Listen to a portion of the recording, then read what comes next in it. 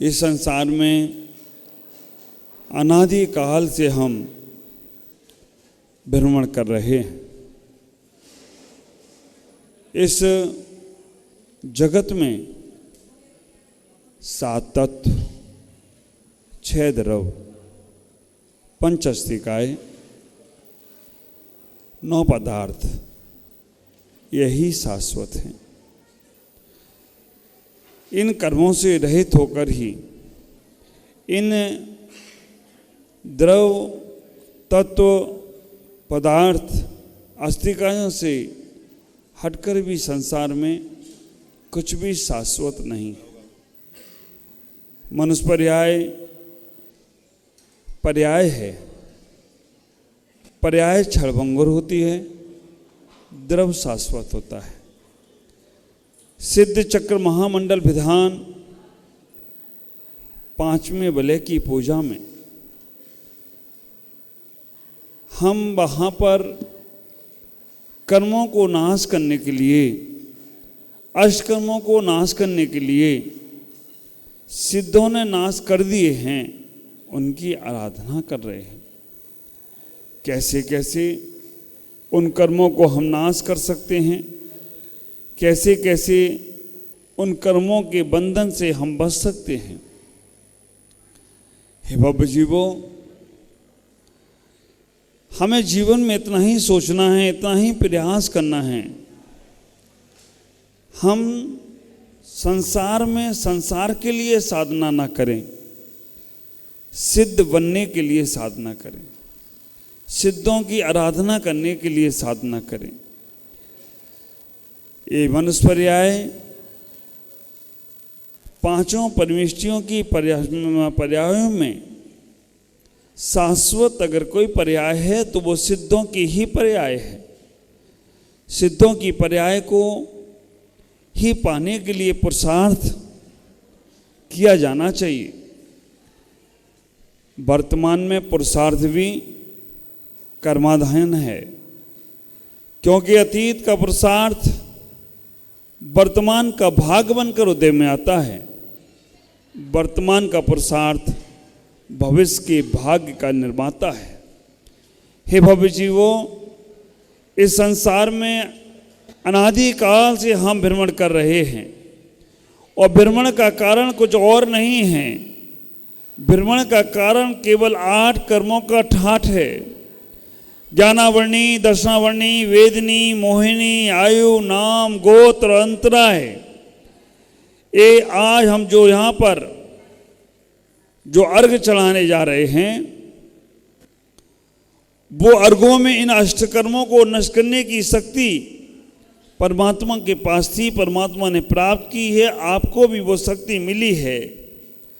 ख्याल करना, इतना ही जीवन में विचार करना कि ज्ञानावर्णी कर्म हम जब दूसरों के अंदर कमियां खोजते हैं, दूसरों के अंदर हम निंदाएं करते हैं, अन्य की प्रशंसाएं करते हैं, तो ज्ञानावर्णी, दर्शनावर्णी कर्म का आश्रय होता है।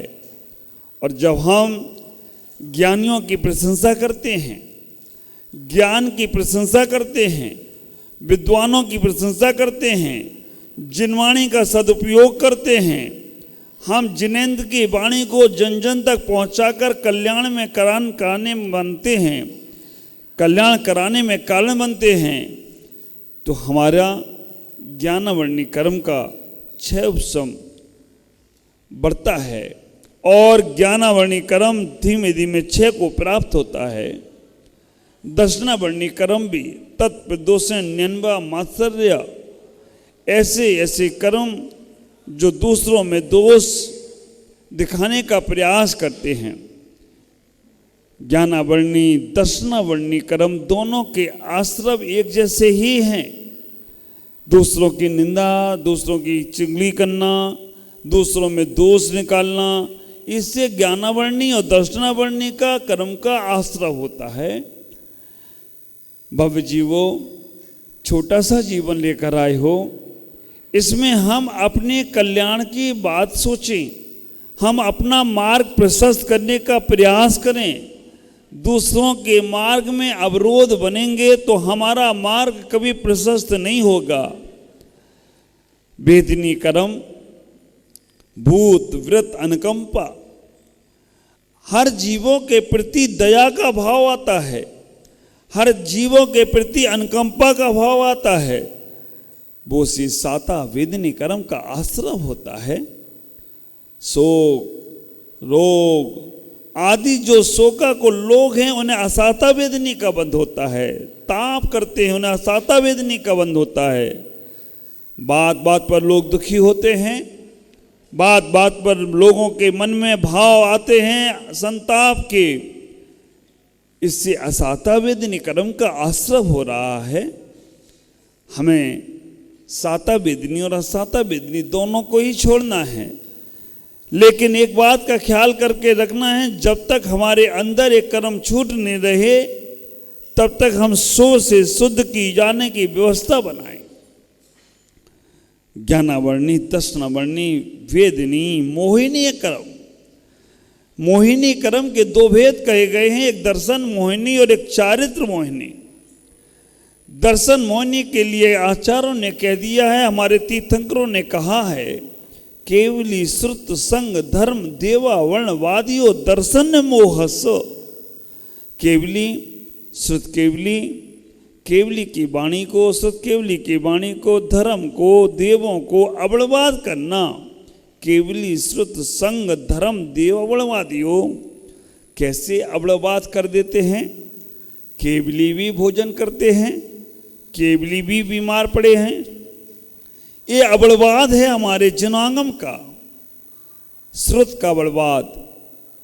हमारे भी धर्म में, हमारे भी श्रुत में बलि का प्रावधान आया है, हिंसा में भी धर्म बताया गया है। नादान है वो लोग जो मंदिर में दीपक जलाने को हिंसा का प्रावधान समझते हैं। नादान है वो लोग जो धूप खेने में भी हिंसा समझते हैं। हमारी पूजा की 8 द्रव्यों में से हमने विवेक के पूर्वक जो अहिंसा का पालन करते रहें, ऐसे धर्म को आगे बढ़ाते रहें, पूजा की सामग्री कम ना हो। हे भव्य जीवो, दर्शन मोहिनी कर्म का बंध तब हो जाता है जब हम उन्हें केवली में अवणवाद करते हैं, श्रुत में अवणवाद करते हैं, धर्म में अवणवाद करते हैं। धर्म तो वो वस्तु है जो तारती है, धर्म तो वो वस्तु है जो सुख में पहुंचाती है, धर्म तो वो वस्तु है जो स्वभाव में लौटा देती है। वस्तु स्वभावो धम्मो। हम जब बाहर की यात्रा में जाते हैं तो काम, क्रोध, मान, माया, लोभ हमें सताते हैं, और जब स्व की यात्रा में जाते हैं तो दर्शन, ज्ञान, चारित्र और वीर हमारा स्वागत करते हैं। भव्य जीवो, हम अपने जीवन में कभी अवणवाद न करें। संग का अवणवाद, संग का अवणवाद करते हैं। संग में आरकाएं नहीं होना चाहिए। संग में चतुर्विध संग किसे कहोगे? मुनि, आर्का, श्रावक, श्रावका जहां होते हैं उसे चतुर्विध संग कहा जाता है। हे भव्य आत्माओं, कभी कोई साधुओं को देखो, साधुओं को जानो, साधुओं को समझो, ना समझ पाओ तो उनका अवणवाद नहीं करना, नहीं तो दर्शन मोहिनी कर्म का आश्रय होगा। पार्श्वनाथ भगवान के ऊपर फन लगा है, हम सोचते हैं ये फन वाली मूर्ति पूज्य नहीं है। केवल ज्ञान के बाद फन नहीं रहा, लेकिन हमारे मन में ये भाव आ जाए तो हमें दर्शन मोहिनी का आश्रय हो सकता है। वो भगवान की प्रतिमा भी पूज्य है, बेल लगी प्रतिमा बाहुबली की भी पूज्य है। हम अनबलवाद ना करें। धर्म का बलवाद, सुर का बलवाद, संघ का बलवाद, देवों का बलवाद करते हैं। दर्शन मोहिनी कर्म का आश्रय होने वाला है जो देवों का बलवाद कर रहे हैं। हमारे मन में धारणा बनी है कि जीव मन मरकर भटकता है, भूत प्रेत बन जाता है। सही है, भवनवासी देव, व्यंतरवासी देव, ज्योतिष देव और बेमानिक देव, ये 4 प्रकार के देव हैं और कभी इनका बर्बाद मन में लाना भी नहीं। ये कोई भी जीव भटकता नहीं है, इनका जन्म हो जाता है। भवनवासी देव भवनों में रहते हैं, वेंतरवासी देव वृक्षों में आदि खाली स्थानों में रहते हैं, ज्योतिष देव स्वर्गों में रहते, ज्योतिष देव सूर्य और चंद्रमा के लिए मध्यलोक में ही रहते हैं, वैमानिक देव स्वर्गों में रहते हैं। देव शब्द ही कह रहा है ये बहुत सुंदर होते हैं। नाम भले ही राक्षस हो, जब नाम भले ही भूत हो, लेकिन भूत से मतलब काले कलूटे नहीं हैं, राक्षस से मतलब भयंकर चेहरे वाले नहीं हैं। ये सारे के सारे देव काम देव जैसे सुंदर दिखते हैं, यौवनता को प्राप्त होते हैं, कभी इन्हें वृद्धापन नहीं आता है। हमारे मन में ये धारणाएं बनी हैं कि भूत इनके सर पे आ गया है, इसे भूत परेशान कर रहा है, इसको ऊपरी आत्माएं सता रही हैं। बचो इन गलत धारणाओं से। भूत प्रेत व्यंतर आदि जो देव हैं वो कभी किसी को सताते नहीं हैं। हमारे अशुभ कर्म हमें सताते हैं, नाम हम उनका ले लेते हैं। हे बाबू जी, वो कभी ये देव शराब नहीं पीते हैं, कभी ये देव मांसाहारी नहीं हैं। हमारे मन में ये बात हो तो उसे खत्म करना। ये देव सारे के सारे सम्य दृष्टि भी होते हैं और मिथ्या दृष्टि भी होते हैं। सारे के सारे देव जिनेंद्र भगवान को ही मानते हैं। कोई उन्हें देवादि देव के रूप में मानता है और कोई उन्हें कुल देवता के रूप में मानता है। जो कुल देवता के रूप में मानता है वो मिथ्या दृष्टि होता है, और जो देवादि देव के रूप में मानता है वो सम्य दृष्टि होता है। हम जब दूसरों को बंधन में डालते हैं तो हमारे आयु कर्म का बंध होता है, आयु कर्म का आश्रय होता है। चारों आयुओं को समझो, नरक आयु, तिरंच आयु, देव आयु, मनुष्य आयु। नरक आयु का आश्रय बहु आरम परिग्रह नारकस्य सहा। जो बहुत ज्यादा आरंभ आप कर रहे हो, बहुत ज्यादा परिग्रह को एकत्रित कर रखा है, ये सब नरक आयु के कारण है। नरक में ही जाना पड़ेगा। बहुत आरंभ परिग्रह नारकस्य सहा।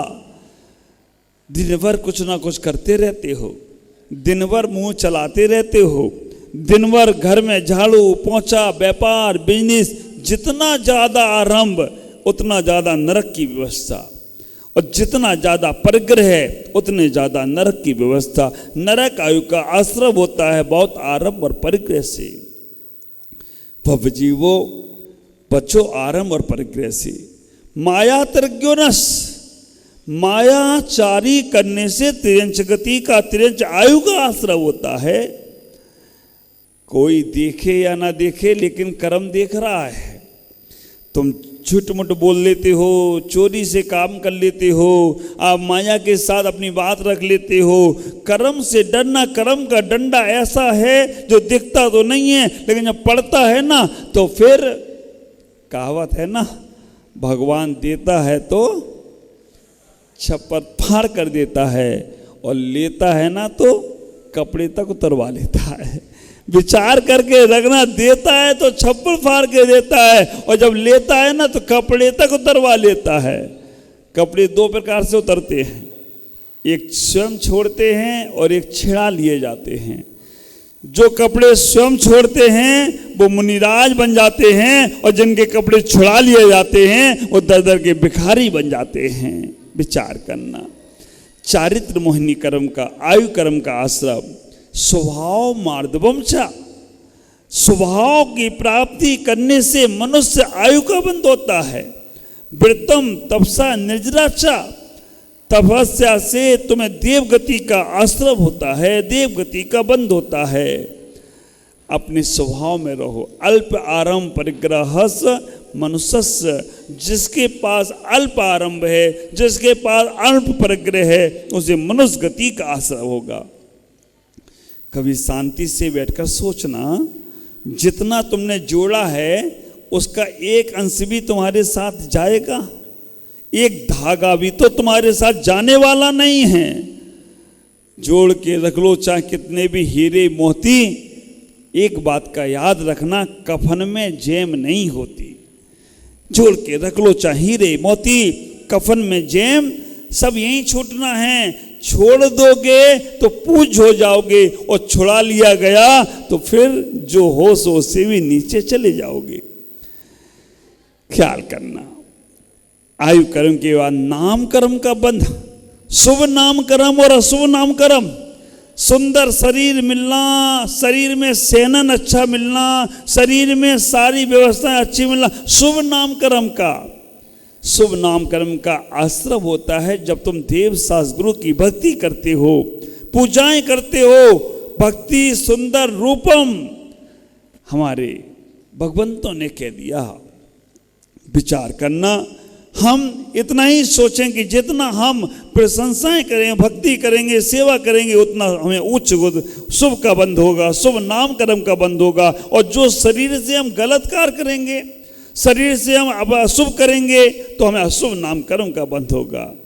नाम कर्म के बाद गोत्र कर्म, परात्म निंदा स्व प्रशंसा नीच गोत्र बंधस्य, स्व निंदा पर प्रशंसा ओंच गोत्र बंधस्य। दूसरों की निंदाएं करने से और स्वयं की प्रशंसा करने से, विचार करना, दूसरों की निंदा आलोचना जितना करते हो उतना नीच गोत्र में जाने वाले हो। टांग खींचने वाले हमेशा नीचे रहते हैं, पीठ पीछे बोलने वाले हमेशा पीछे रहते हैं। एक बार हाथ खींच के देखो, तुम्हें लोग गले से लगा लें तो कोई आश्चर्य की बात नहीं होगी। एक बार प्रशंसा के शब्द बोलकर देखो, तुम्हें उच्च गोत्र का बंध होगा। अंतराय कर्म, विघ्न करण अंतरस्य, पारसनाथ भगवान हैं विघ्न हरण, और कमठ जैसे लोग हैं विघ्न करण। और ये कमठ जैसे लोग जो विघ्न करण है ना, वास्तव में मैं कभी कभी आश्चर्य करता हूं। अच्छे काम में टांग खींचने वालों को भगवान जरूर माफ कर देना, क्योंकि उन नादानों को नहीं मालूम है हम कितने जन्मों का पाप का आश्रय कर रहे हैं। वो लोग सामने नहीं आते, पीछे से टांग खींचते हैं, और जो सामने आए हैं उनकी बाट लगा देते हैं।